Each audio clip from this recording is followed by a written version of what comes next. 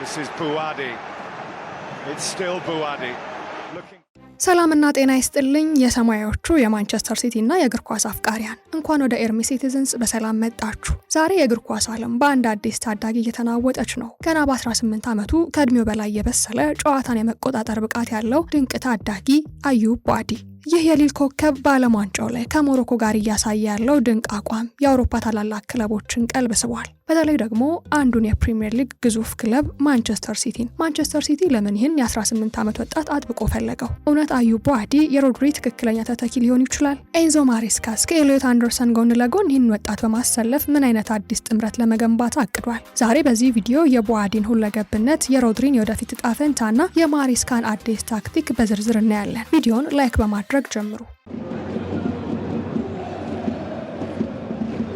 የቡአዲ ድንቅ ብቃትና ከእድሜው በላይ መብሰል። አዩብ ቡአዲ ገና የ18 ዓመት ወጣት ነው ቢባልም በሜዳ ላይ ያለው ውሳኔ አሰጣጥ ግን የ30 ዓመት አንጋፋ ተጫዋች ይመስላል። በዘንድሮ የዓለም ዋንጫ የሞሮኮን አማካኝ ክፍል ሲመራ የነበረው መረጋጋት ይህ ልጅ ልዩ ነው የሚያሰኝ ነበር። ቡአዲ ከእድሜው በላይ የበሰለ ማቹር ቢዮንድ ሂዝ ይርስ የሚባለው በምክንያት ነው። የአእምሮ መረጋጋት፣ ታክቲካል አይኪው፣ በከፍተኛ ግፊት ሃይ ፕሬስ ውስጥ እንኳን ሳይደናገጥ ኳስን የማቆየትና ትክክለኛ ፓስ የማሰራጨት ብቃቱ አስደናቂ ነው። የቦታ አቀማመጥ ፖዚሽኒንግ፣ ተጋጣሚ ኳስ ሳይቀማው በፊት የት መቆም እንዳለበት ቀድሞ ያውቃል። ሲቲ ይህንን ብስለት ነው የሚፈልገው። ፔፕ ጋርዲዮላ ጥሎት የሄደውና አሁን ማሬስካ እያስቀጠል ያለው የኳስ ቁጥጥር የበላይነት ፖዚሽናል ፕሌይ ለማስቀጠል እንደ ቡአዲ አይነት በአእምሮ የበሰሉ ወጣቶች የግድ ያስፈልጋሉ።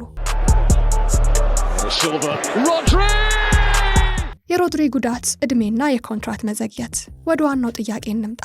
ሲቲ ለምን አዲስ አማካኝ በአስቸኳይ ፈለገ?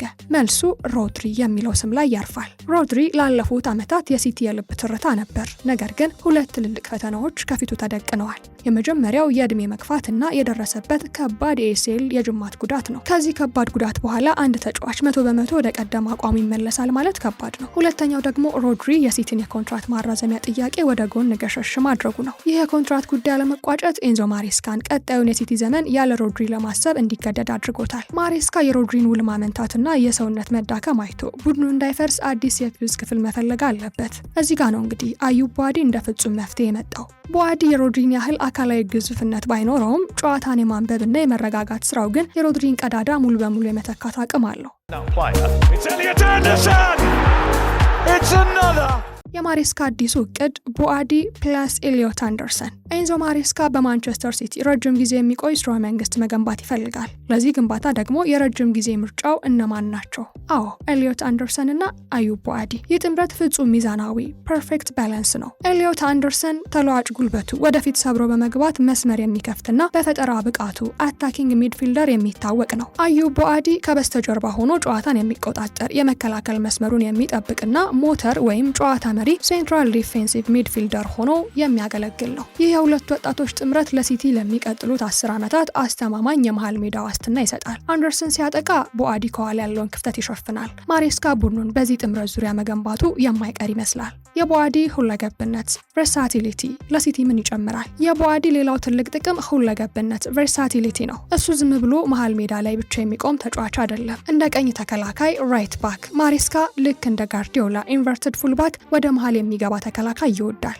ቡአዲ በቀይ መስመር ተከላካይነት ተሰልፎ ጨዋታን ሲጀምር ወደ መሃል ሜዳ እየገባ ቁጥር 2 አማካኝ የመሆን ልዩ ተፈጥሮ አለው። እንደ መሃል አማካኝ ሴንትራል ሚድፊልደር የጨዋታውን ፍጥነት ቴምፖ ለመቆጣጠር፣ የአጥቂ አማካኝ አታኪንግ ሚድፊልደር ጥበብ ለተሞላባቸው ፓሶችና የግብ ዕድሎችን ለመፍጠር። ይህ ተለዋዋጭነት ለማሬስካ በትልቅ ጨዋታዎች ላይ የተለየ ታክቲክ ለመቀያየር ትልቅ እፎይታን ይሰጣል። በአንድ ተጫዋች 3 ቦታዎችን የመሸፈን ብቃት።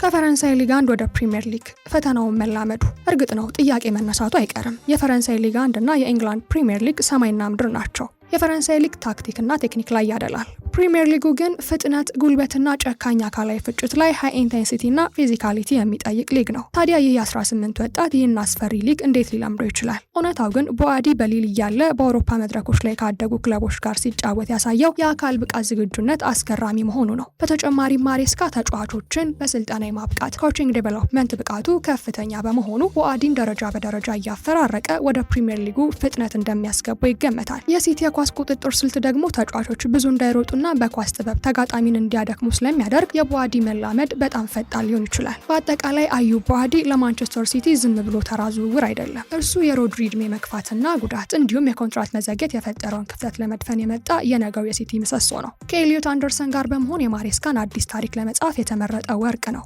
እናንተስ ምን ታስባላችሁ? አዩብ ቡአዲ ሮድሪ ሙሉ በሙሉ መተካት ይችላል ወይስ የፕሪሚየር ሊጉ ፍጥነት ይፈትነዋል? ሀሳባችሁን ኮሜንት ላይ አስፍሩልኝ። ቪዲዮን ከወደዳችሁት ላይክ፣ ቻናሉን ደግሞ ሰብስክራይብ ማድረጋችሁን እንዳትረሱ። በቀጣይ ቪዲዮ እስከምንገናኝ ቻው።